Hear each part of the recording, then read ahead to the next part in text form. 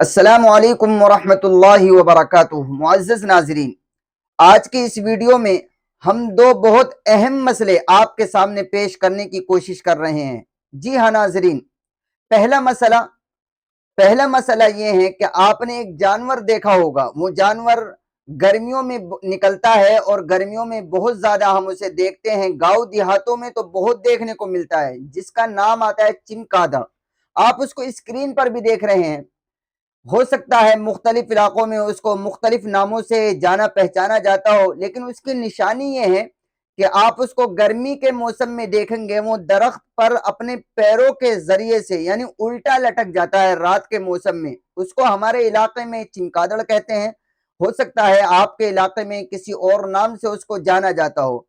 تو سوال یہ ہے کہ اگر چمگادڑ کسی انسان کے اوپر پیشاب کر دے یا بیٹ کر دے تو اس کے بیٹ سے یا اس کے پیشاب سے کپڑا پاک رہے گا یا ناپاک ہو جائے گا؟ یہ بہت اہم سوال ہے جو اکثر و بیشتر ہم سب کے ساتھ میں پیش آ جاتا ہے۔ تو ہمیں یاد رکھنا چاہیے کہ چمگادڑ کی بیٹ یا چمگادڑ کا پیشاب اگر کپڑوں پر آ کر گر جائے تو اس کی وجہ سے کپڑے ناپاک نہیں ہوتے ہیں۔